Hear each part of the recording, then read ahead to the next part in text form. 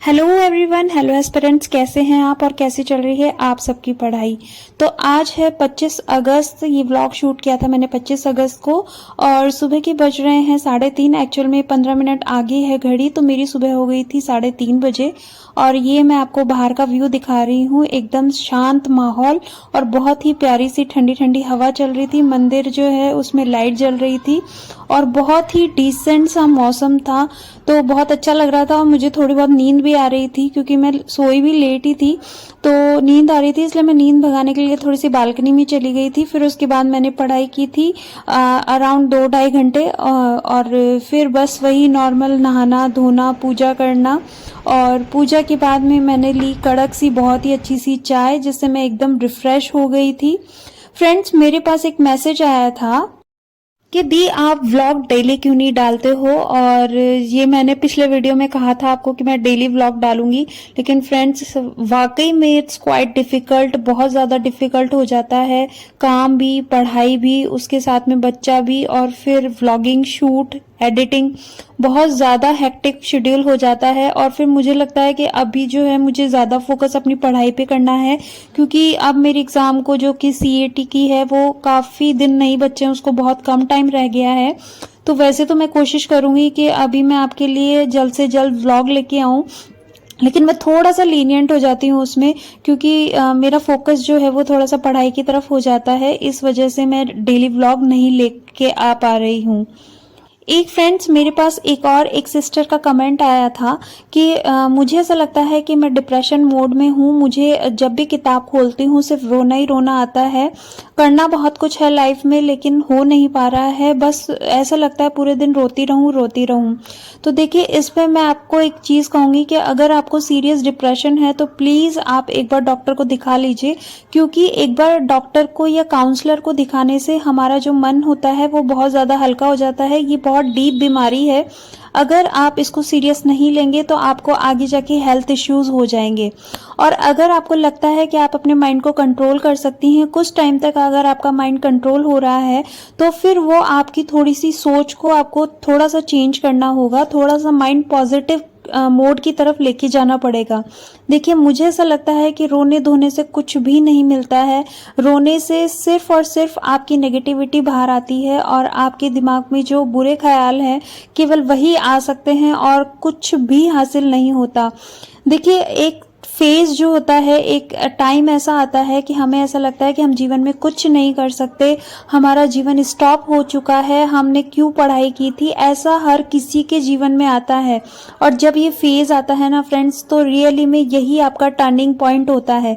इसमें या तो आप अपने रो धो के बीमारी का या फिर जो भी लेकर के आप बस अपनी जिंदगी को वहीं स्टॉप कर ले, या फिर जो है आप उसमें बहुत सारी चीजें जो पास्ट में हुई हैं उनसे सीख लेकर के अपनी जिंदगी को आगे और इम्प्रूवमेंट की तरफ लेकर जाएं। तो वो मुझे लगता है जो दूसरा ऑप्शन है वो 100% जो है आपके लिए कारगर साबित होगा। बस थोड़ी सी हिम्मत करनी होगी और रोना धोना छोड़ने की बजाय हिम्मत करके एक एक स्टेप आगे बढ़िए। अगर आप एक एक स्टेप आगे बढ़ेंगे तो आपको बहुत ही अच्छा फील होगा, और रियल में जब आप स्टार्ट करेंगे बढ़ना तो आपको बहुत सारी चीज़ें ईजी लगने लग जाएंगी। और फ्रेंड्स, आप में से किसी ने मुझसे पूछा था कि मैं शॉर्ट नोट्स कैसे बनाती हूँ, तो उनकी एक झलक मैं आपको दिखा देती हूँ। और ये शॉर्ट नोट्स जो है मैंने नाथ पब्लिकेशन की बुक पवन भवरिया सर प्लस जीजीडी दोनों से ही कंपाइल करके बनाए हुए हैं। और ये शॉर्ट नोट्स जो है वो केवल मुझे ही समझ आ सकते हैं, ऐसा नहीं है सबको आ सकते हैं समझ में, लेकिन मुझे इसलिए आ सकते हैं क्योंकि इनको मैंने बहुत अलग अलग अपने अकॉर्डिंग जो है वो बनाया हुआ है, और बहुत ही ईजी लैंग्वेज में बहुत शॉर्ट तरीके से बनाया हुआ है, ताकि मुझे जो है वो वीडियोस या फिर बुक को दोबारा न पढ़ना पड़े। इनको देखते ही मुझे जो है जो भी मैंने बुक में पढ़ा है वो मुझे सब याद आ जाए। और शॉर्ट नोट बनाने का तरीका एक यही होता है फ्रेंड्स कि अगर आप 6-7 पेज को कंपाइल करके एक पेज में कर लेते हैं तो उसे शॉर्ट नोट कहते हैं। 6-7 पेज को आप 4-5 पेज में करें उसको शॉर्ट नोट नहीं कहते हैं, उनको नोट्स कहते हैं। शॉर्ट नोट का मतलब होता है 6-7 पेजेस को अगर आप एक पेजेस में कंपाइल कर लेते हैं और वो 6-7 पेज आपको याद हैं उस एक पेज को देखते ही, तो उसको शॉर्ट नोट बोलते हैं। तो फ्रेंड्स, इस तरीके से मैंने ज्योग्राफी के नोट्स भी बनाए हुए हैं और अभी मैं हिस्ट्री के बना रही हूँ, और साथ ही साथ जो है मैं ये जो साइकोलॉजी है उसके भी मैंने बनाए हुए हैं। कुछ नोट्स मेरे पहले के भी हैं तो उनको भी मैंने इसके अंदर कंपाइल कर लिया है।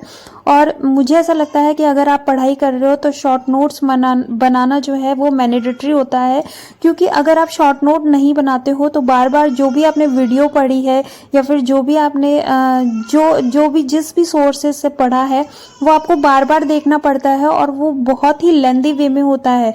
और लेंदी वे में जब आप लास्ट टाइम पे रिवीजन करते हैं तो उससे बहुत ज़्यादा डिफ़िकल्ट होता है। इसलिए अगर आपके हाथ में कुछ पेजेस हैं, जैसे एक बुक है, वो बुक अगर आपके हाथ में रहेगी तो बहुत जोर आएगा पढ़ने में, लेकिन कुछ पेजेस हैं तो उनको बार बार रिपीट करने में बहुत ही ईजी रहेगा।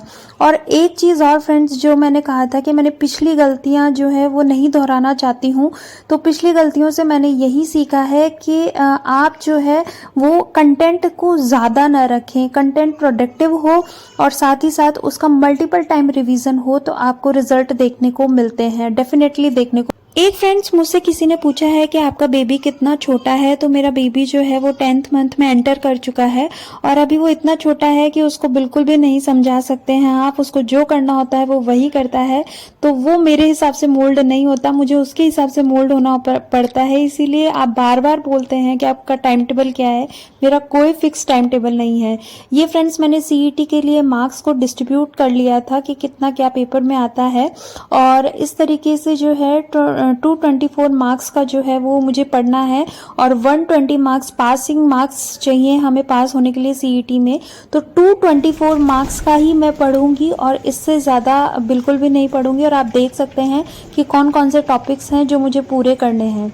एक फ्रेंड्स, यहाँ पर हमारी बालकनी में बहुत ज़्यादा जो है पिजन आते हैं, तो इनसे मैं आपको एक चीज़ दिखाना चाहूँगी कि देखिए जो दाना चुग रहे हैं वो कितने ज़्यादा प्रतिस्पर्धा है उनमें खाने के लिए, क्योंकि जो खाना होता है वो सबसे इम्पॉर्टेंट होता है जीने के लिए। तो ये प्रतिस्पर्धा है, अगर इनको खाना नहीं मिलेगा तो ये भूख से मर जाएंगे। और जो साइड में है वो बिल्कुल कोशिश ही नहीं कर रहा है, और कोशिश भी कर रहा है तो उसे भगा दिया जा रहा है।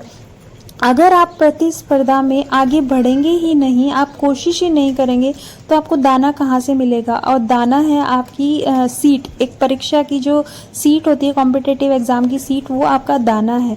जिस दिन आप उसको दाना समझ लेंगे कि अगर वो दाना नहीं मिलेगा तो आपका जीवन कैसे चलेगा, आप कैसे जी पाएंगे, तो बस वही है आपकी लास्ट छोर और वही आपकी शुरू होती है आपकी वहाँ से पढ़ाई। कैसा लगा व्लॉग कमेंट बॉक्स में ज़रूर बताइएगा। Stay fit, stay motivated and keep studying.